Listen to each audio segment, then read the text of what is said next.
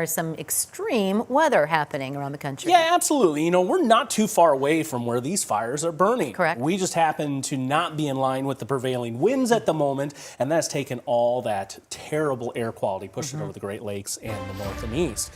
Now, that's obviously something we're going to be watching very closely. I do see some hints next week. We need to pay attention to it. So as we cool down out of this heat wave, that northerly wind could send some of that smoke our way. Right now, it's out to the east. You see where the air quality is the worst. Yesterday, we had some of the worst air quality in the world. Not some of, we had the worst air quality in the world. Well, weak little cold front's going to work its way through on Saturday. Now, behind it, there will be some smoke, and the thickest, the most intense batch of it over northeastern Iowa. But you notice at the tail end of that animation started to lift back north because that wind through the day on Sunday is going to return to the south. So that should keep the worst, the highest concentration out of central Iowa.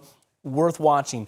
We'll be into the moderate air quality over the next 3 days, but I think Wednesday is going to be the day that we really want to pay attention to in that forecast, and we'll be doing just that for you. Blue sky right now on the west side, 91 out at the airport, feeling like 96 with that dew point checking in at 69 degrees. But there are plenty of locations into the 70s in that regard, so it takes these temperatures primarily low 90s, couple of holdouts this hour. But it turns them into upper 90s, and in some cases, triple digits being registered. I think there's going to be more of those, especially on Monday. The upper 90s for the heat index continues for tomorrow. But that weak little front slipping through is ultimately going to take the edge off a little bit. Northern Iowa for tomorrow, but all of central Iowa for Sunday. Then it builds back for Monday. A couple of pulsing pop-ups have been observed. Nothing right now in central Iowa to speak of, though we could still see another one very isolated. There's that wind shift corresponding to that cold front moving through tomorrow morning. Northern Iowa gets a little bit of a break. I think it arrives too little too late to impact those temperatures significantly in central and southern Iowa. From that front, though, a couple of pop-up showers and thunderstorms will be possible as we see that activity linger a bit into the evening. A little bit better coverage than we've seen in the last couple of days, but still rather isolated. 74 degrees tonight is our low, and 93 for Saturday.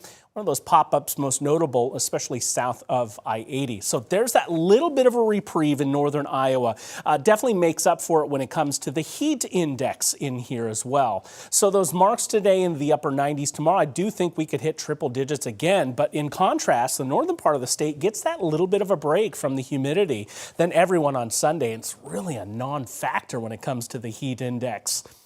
And then there's Monday, where we're back into the triple digits. That's where I think we could run into widespread levels reaching up towards 100 or 107, or to 107, I should say. That's why we are giving it a weather impact alert. So heads up, RAGBRAI riders, that will not be a fun situation in there. But behind it, we will see a bit of a break. Now, with those cooler temperatures, we'll watch the smoke. How we get there? Well, it's another cold front. And for Monday evening, thunderstorms sparking up. That's worthy of watching. We'll track that for you very closely. Looks like eastern Iowa would be the target zone.